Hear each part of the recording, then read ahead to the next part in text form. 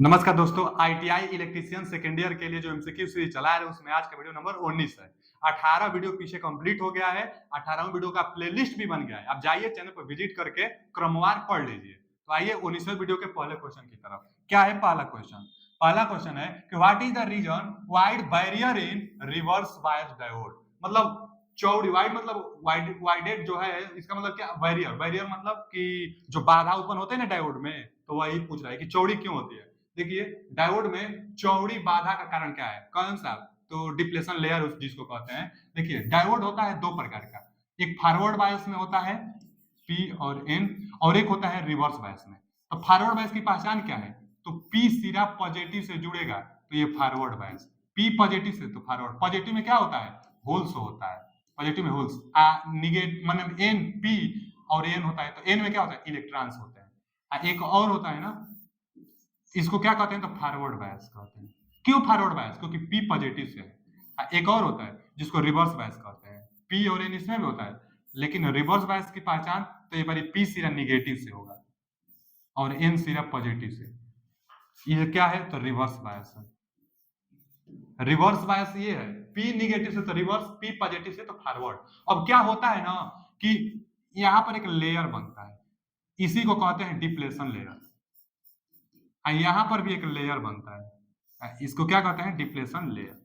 Forward bias हो या reverse bias हो, फॉरवर्ड बायस हो या रिवर्स बायस हो, एक डिप्लेशन लेयर बनता है। अब ये पूछ रहा है कि रिवर्स बायस में डिप्लेशन लेयर की चौड़ाई ज्यादा क्यों होती है? तो ज्यादा इसलिए होती है क्योंकि पी में होल्स होते हैं। होल्स देखिए ना, ये माइनस टर्मिनल है, इधर गति करते हैं। होल्स पॉजिटिव होता है जो निगेटिव की तरफ गति करता है, और एन सिरा में इलेक्ट्रॉन होते हैं। इलेक्ट्रॉन भी इधर गति करेंगे क्योंकि पॉजिटिव है इधर। तो सप्लाई टर्मिनल की ओर गति करते हैं तो यहाँ की चौड़ाई बढ़ जाती है।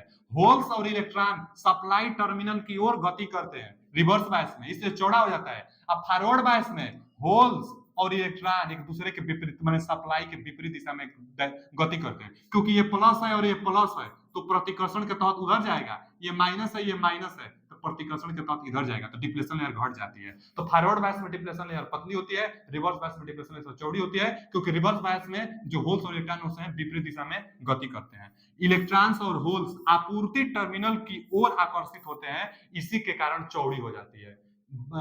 रिवर्स बायस डायोड में चौड़ी का कारण क्या है?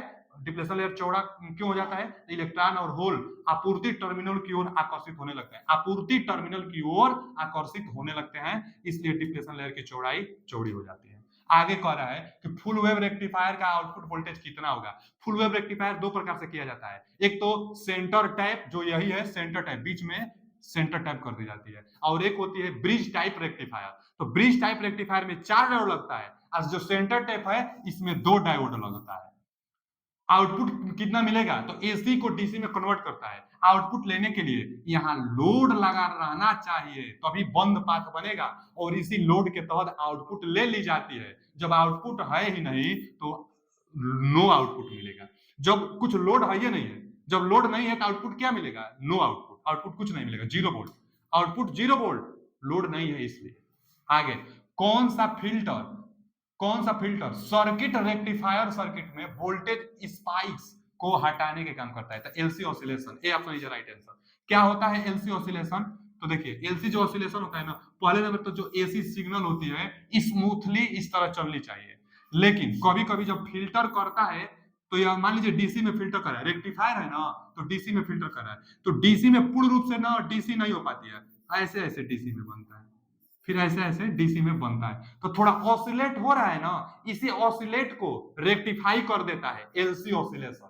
चाहे एलसी फिल्टर चाहे एलसी ऑसिलेशन पूर्ण रूप से डीसी में कन्वर्ट करता है, मतलब स्पाइक्स को हटा देता है। जो स्पाइक्स होती है ना, स्पाइक्स को क्या करता है? एलसी फिल्टर हटा देता है, पूर्ण रूप से डीसी में कन्वर्ट कर देता है, स्पाइक्स को हटा देता है एलसी ऑसिलेशन।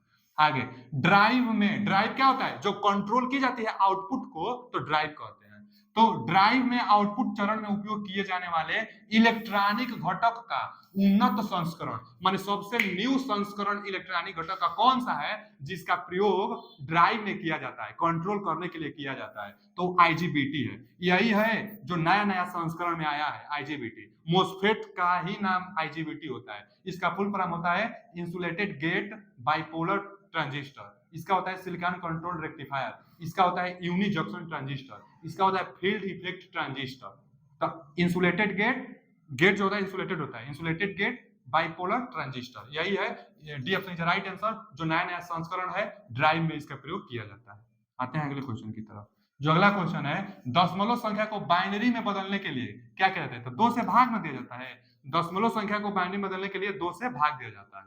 आते हैं अगले क्वेश्चन की तरफ। 2 से भाग देकर बाइनरी में क्या क्या होता है? 1 और 0, बस 2 ही होता है, इसलिए 2 से भाग देंगे तो 1 और 0 के क्रम में जो शेषफल बचता जाता है वही 2 से भाग देंगे। अगर भाग पूर्ण रूप से चला जाता है, 0 बचता है तो इसलिए उसमें 0 आती है, और कभी-कभी 1 से बच सकता है तो इसलिए 1 आता है। तो 1 0 1 0 बाइनरी में आती है, 2 से भाग देकर दशमलव संख्या में बाइनरी कन्वर्ट की जाती है। आगे, डिजिटल सर्किट में बाइनरी कोडेड डेसिमल, इसको क्या कहते हैं? बीसीडी। देखिए यहाँ लिखा है बाइनरी कोडेड डेसिमल, बीसीडी को कहते हैं। तो बाइनरी कोडेड डेसिमल प्रणाली का उपयोग करने का उद्देश्य क्या है? तो क्योंकि डेटा को संग्रहित करता है स्ट्रांग रूप से, स्ट्रांग रूप से मतलब सिक्योर डेटा होता है, इसमें सिक्योर डेटा होता है बीसीडी के फॉर्म में। तो बीसीडी का प्रयोग इसीलिए करते हैं डिजिटल में। आते हैं आगे, हाई देखो y बराबर a एंड b, तो एंड गेट सी ऑप्शन ठीक है, यहीं से पकड़ लेंगे। a और b इनपुट है, आउटपुट a एंड b मिला है, तो a and b and gate है। एंड गेट का ये ट्रुथ टेबल है। क्या होता है? जब 0 0 रहेगा, जैसे मान लीजिए इसमें a का मान भी 0, b का मान भी 0, तो आउटपुट 0 मिलेगा आपको। फिर a का मान 1, b का मान 0, तो अभी भी 0 मिलेगा। a का मान 0, b का मान 1, तो अभी भी 0 मिलेगा। जब दोनों 1 होगा, 1 1, तो अभी ना 1 मिलेगा, तो एंड गेट है। तो and gate C option is right answer. And gate का सिंबल आप तो जानते ही होंगे। आगे, सीआरओ द्वारा किस मात्रा को मापा जाता है? तो सीआरओ आवृत्ति मापता है, फेज शिफ्ट मापता है, न कि इंडक्टेंस, रेजिस्टेंस और पावर फैक्टर, चाहे पावर, ये सब मेजर नहीं करता है, फ्रीक्वेंसी और फेज शिफ्ट को मेजर करता है। तो आते हैं अगले क्वेश्चन की तरफ। एसीआर का मुख्य अनुप्रयोग कौन सा है? तो एम्पलीफायर नहीं, इस मोटी जो मोटर होता है ना, मोटर का स्पीड कंट्रोल करने में लिए, मतलब स्पीड कंट्रोल ऑफ मोटर। क्यों? हम बताए थे ना पिछले वीडियो में, हम बताए थे, क्रमवार वीडियो है, प्लेलिस्ट पे जाकर देख लीजिए, उसमें हम बताए थे कि एससीआर रेक्टिफायर, तो एससीआर रेक्टिफायर डीसी आउटपुट को, चाहे मोटर की जो आउटपुट कंट्रोल होती है उसको कंट्रोल करता है, आउटपुट को, चाहे मोटर की स्पीड को डीसी ड्राइव द्वारा कंट्रोल करता है, और डीसी ड्राइव एससीआर से बनाई जाती है। तो एससीआर का मुख्य अनुप्रयोग पूछा है। एससीआर से एम्पलीफायर नहीं होता है, एम्पलीफायर ट्रांजिस्टर से होता है, और यहाँ एससीआर दिया है, तो एससीआर से क्या होता है? Speed control of motor, motor की स्पीड कंट्रोल की जाती है एससीआर से। आगे दिया है कि इसमें कि चर प्रतिरोध R1 का कार्य, यह जो R1 इसका क्या कार्य है? तो ट्राय के लिए मतलब कंट्रोल करता है। तो ट्राय के लिए क्या दिया है? Control the pulse rate triggering the try, सही है। ट्राय की ट्रिगरिंग के लिए जो R1 है कंट्रोल करता है।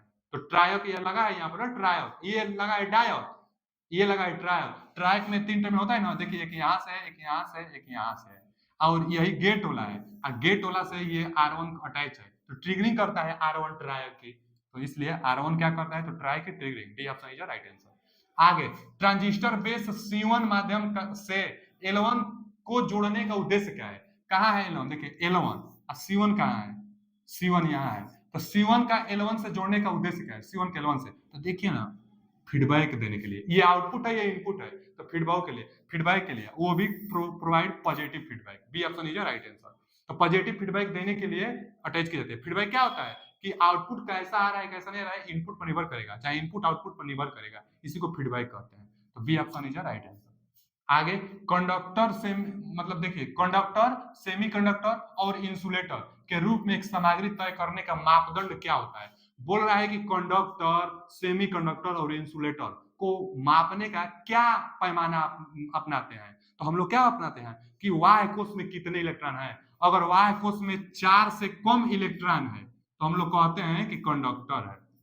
अगर वाह्य कोश में 4 लगभग में इलेक्ट्रॉन है तो हम लोग कहते हैं कि सेमीकंडक्टर है। अगर 4 से ज्यादा है तो हम लोग क्या कहते हैं कि इंसुलेटर। तो बैलेंसी इलेक्ट्रॉन से कंडक्टर, सेमीकंडक्टर और इंसुलेटर का पहचान करते हैं। तो क्या दिया है? परमाणु संबंध संरचना से नहीं, परमाणु के बैलेंस इलेक्ट्रॉन से, तो यही सही है। एक्सटेंसिक मतलब क्या होना? बैलेंस, संयोजी कोश के इलेक्ट्रॉनों की संख्या से, तो यही सही है। वाई कोश के इलेक्ट्रॉनों की संख्या से हम लोग डिसाइड करते हैं कि वो कंडक्टर है कि सेमीकंडक्टर है। आगे, पी टाइप सेमीकंडक्टर बनाने के लिए किस डोपिंग का उपयोग किया जाता है? किस किस डोपिंग मटेरियल का उपयोग करेंगे? तो डोपिंग क्या चीज होती है? किसी शुद्ध सेमीकंडक्टर में, जैसे सिलिकॉन और जर्मेनियम, सिलिकॉन अथवा जर्मेनियम शुद्ध सेमीकंडक्टर है, किसी शुद्ध सेमीकंडक्टर में अब अशुद्धि मिलाने की प्रक्रिया डोपिंग कहलाती है। तो अशुद्धि दो प्रकार से मिलाई जाती है, एक त्रिसंयोजी, त्रिसंयोजी, त्रिसंयोजी, तीन जिसके संयोजकता हो, एक पंच संयोजी, पंच संयोजी जिसके वाय कोश में 5 इलेक्ट्रॉन हो। तो त्रिसंयोजी पंच संयोजी में क्या आते हैं? तो याद करने के लिए कि नाना, पाटेकर, ऐश्वर्या, सब बीमार, ये पंच संयोजी है। त्रिसंयोजी में हम लोग कि बैगन, आलू, गाजर, थैला, थैला टीएच जो होता है थैला, तो ये त्रिसंयोजी है, ये पंचसंयोजी है। जब त्रिसंयोजी को शुद्ध सेमीकंडक्टर से मिला देंगे तो पी टाइप सेमीकंडक्टर बनता है, और जब पंच संयोजी को शुद्ध सेमीकंडक्टर से मिलाते हैं तो एन टाइप सेमीकंडक्टर बनता है। पूछा क्या है? पी टाइप, तो यानी त्रिसंयोजी, इसमें से कोई भी मटेरियल इसमें मिला देंगे तो बन जाएगा पी टाइप सेमीकंडक्टर। तो बोरान मिल गया पहला ही ऑप्शन, यानी पी टाइप बनाने के लिए बोरान। अब ये आर्सेनिक, एंटीमनी, फास्फोरस सब उसमें आएंगे, आर्सेनिक, एंटीमनी, फास्फोरस सब उसमें, यानी ये सब पी टाइप बनाएंगे, पी टाइप बनाएंगे। लेकिन बोरान त्रिसंयोजी इसलिए, माने बोरान त्रिसंयोजी इसलिए पी टाइप बनाएगा, और ये सब क्या एन टाइप बनाएंगे, ये N type, N type, N type, क्योंकि पंच संयोजी है। तो पंच संयोजी एन टाइप, यही है त्रिसंयोजी, इसलिए पी टाइप बनाएगा। आते हैं अगले क्वेश्चन की तरफ। प्रवर्धन के लिए एनपीएन ट्रांजिस्टर के लिए किस प्रकार की अभिनत की आवश्यकता होती है? प्रवर्धन मतलब क्या कहते हैं? एम्प्लीफिकेशन। एम्प्लीफिकेशन के लिए क्या अभिनत की आवश्यकता होगी? तो देखिए हम बता देते हैं एम्प्लीफिकेशन होता कब है। जैसे ट्रांजिस्टर का ये तो नाम भी दे दिया है ना, एनपीएन, तो हम पहले लिख लेते हैं एनपीएन, एनपीएन ट्रांजिस्टर लिख देते हैं। इसमें 3 टर्मिनल होता है, इसको हम लोग कहते हैं इमीटर, इसको कहते हैं बेस, इसको कहते हैं collector. Emitter, base, collector NPN transistor में। और देखिए एम्प्लीफिकेशन जब आपको करना होता है ना, तो जो पहला जंक्शन होता है, माने एन और पी वाला, ये पहला एक्टिव होना चाहिए, मतलब फॉरवर्ड बायस में होना चाहिए, और दूसरा रिवर्स बायस में होना चाहिए। जब आपको एम्प्लीफिकेशन करना है तो पहला जंक्शन होगा फॉरवर्ड बायस में, जो दूसरा होगा रिवर्स बायस में होना चाहिए। तो फॉरवर्ड बायस में करने के लिए यहाँ जो पी है ना, पी को पॉजिटिव करेंगे तभी ना फॉरवर्ड होगा, और एन को निगेटिव कर देंगे, एन को निगेटिव, तो ये फॉरवर्ड हो गया क्योंकि पी पॉजिटिव। ये रिवर्स होना चाहिए, तो इसको रिवर्स होने के लिए पी को माइनस ले, अब इसको प्लस से जोड़ देंगे। देखिए ये रिवर्स बायस में हो गया, पी निगेटिव तो रिवर्स, इसके लिए पी पॉजिटिव है तो ये फॉरवर्ड हो गया, ये कनेक्शन हो गया। आज जो दोनों बैटरी से कनेक्ट होता है ना बेस, इसको ग्राउंडिंग कहते हैं। आप इसको ग्राउंडिंग भी कर सकते हैं, ग्राउंडिंग नहीं भी करेंगे तो ग्राउंडिंग माना जाता है कि वो ग्राउंडिंग किया गया होगा। तो बेस जो है ग्राउंडिंग कर दी गई है। इमीटर क्या है? निगेटिव से अटैच है, कलेक्टर क्या है? पॉजिटिव से अटैच है। किसके लिए? तो एम्प्लीफिकेशन के लिए, ये एकदम होता ही है। तो एम्प्लीफिकेशन के लिए बेस ग्राउंड, ये तो ठीक दिया है। इमीटर और कलेक्टर पॉजिटिव, तो ये गलत हो गया, दोनों पॉजिटिव थोड़े, इमीटर क्या है? निगेटिव, और कलेक्टर है पॉजिटिव। बेस निगेटिव तो गलत, बेस निगेटिव पॉजिटिव कुछ नहीं, बेस ग्राउंडिंग। यहाँ भी बेस क्या दिया है? बेस पॉजिटिव तो गलत, बेस पॉजिटिव तो गलत, सारा ऑप्शन गलत दिया है, तो कहीं ना कहीं गड़बड़ किया है, हम सुधार लेते हैं और भी जज कर ले पहले। इमीटर निगेटिव तो इमीटर निगेटिव सही है, कलेक्टर पॉजिटिव तो कलेक्टर पॉजिटिव सही है, यानी बस इसमें गलत है, इसको आप सुधार लीजिए और यही ऑप्शन सही होगा, सी ऑप्शन सही होगा, सी ऑप्शन सही होगा। क्या सी ऑप्शन सही होगा? यहाँ क्या होना चाहिए? तो यहाँ होना चाहिए ग्राउंड, ये पॉजिटिव नहीं, यहाँ लिख दीजिए ग्राउंड, जो पहला ऑप्शन दिया था ना ग्राउंड, GROUND। अब ये सही हो गया ऑप्शन। बेस ग्राउंड है, इमीटर निगेटिव है, और कलेक्टर पॉजिटिव है। तो ये पहला फॉरवर्ड रीजन में था, दूसरा रिवर्स रीजन में था, तो यही हमको शर्त मिला सी ऑप्शन, किसके लिए? एम्प्लीफिकेशन के लिए। तो C option is a right answer. आता है अगले क्वेश्चन की तरफ। ये स्विचिंग के लिए डिनोट करेगा, क्यों? क्योंकि दोनों एक्टिव रीजन में है। अब ये कैसे पता? माने दोनों फॉरवर्ड में है तो स्विचिंग, हाँ जी, जब दोनों बैटरी फॉरवर्ड रीजन में जुड़ी हो तो स्विचिंग का कार्य होता है, और जब पहला फॉरवर्ड रीजन में हो और दूसरा रिवर्स रीजन में तो एम्प्लीफिकेशन होता है, और दोनों फॉरवर्ड में हो तो स्विचिंग होता है। यह दोनों फॉरवर्ड में है, कैसे पता चला? तो पहले तो यह इमीटर है, क्यों? क्योंकि जहां तीर देगा वही इमीटर होगा, और जो बीच में होगा यह बेस होगा, और जो इधर होगा इसको कलेक्टर कहेंगे, जिस पर तीर नहीं देगा वो कलेक्टर होगा। अब आगे देख लीजिए, यह कौन सा ट्रांजिस्टर है, तो तीर अंदर में रहेगा, माने तीर जिधर डिनोट पी रहा है, मान लीजिए पानी जा रहा है, तो ये जो डायोड है, जो ट्रांजिस्टर है, पानी पी रहा है, माने अंदर की तरफ है, इसलिए P N P, P N P है। अब देखिए पी सीरा पॉजिटिव से, इसका भी पी सीरा पॉजिटिव से, तो दोनों फॉरवर्ड बायस में हो गया, और जब दोनों फॉरवर्ड में हो गया तो स्विचिंग का कार्य करता है। आते हैं अगले क्वेश्चन की तरफ। अगला क्वेश्चन, एम्पलीफायर सर्किट में नकारात्मक फीडबैक की आवश्यकता क्या है। एक था ना, अभी सर्किट आया था ना एम्पलीफिकेशन के लिए, जो पॉजिटिव फीडबैक देता था, लेकिन निगेटिव फीडबैक का कारण क्या होता है, तो प्रवर्धन को बढ़ाने के लिए नहीं, निगेटिव फीडबैक बढ़ाने के लिए नहीं होता है, आउटपुट वोल्टेज को बढ़ाने के लिए ये भी नहीं, आउटपुट धारा लाभ में वृद्धि करने के लिए तो ये भी नहीं, विकृति को कम करने के लिए ये नंबर सही है, विकृति को कम करने के लिए, डिस्टोर्शन को कम करने के लिए निगेटिव फीडबैक का प्रयोग किया जाता है, तो A option is right answer. आते हैं आगे, पावर कंट्रोल सर्किट में डायोड का उद्देश्य क्या है, देखिए डायोड से ट्रायक बनाया जाता है, और डायोड से ट्रायक बनाएंगे तो डायोड से ट्रिगरिंग करेंगे तभी ट्रायक बनेगा, तो डायोड का उपयोग ट्रिगरिंग करने में, तो क्या दिया है थर्ड ट्रिगरिंग, तो यही सही है। पावर कंट्रोल सर्किट में डायोड का उद्देश्य क्या है, तो थर्ड ट्रिगरिंग, ट्रिगरिंग करके ही हम लोग ट्रायक बनाते हैं, डायोड से ट्रायक ट्रिगरिंग कर बनाते हैं, तो इसलिए B option is right answer. आते हैं अगले क्वेश्चन की तरफ।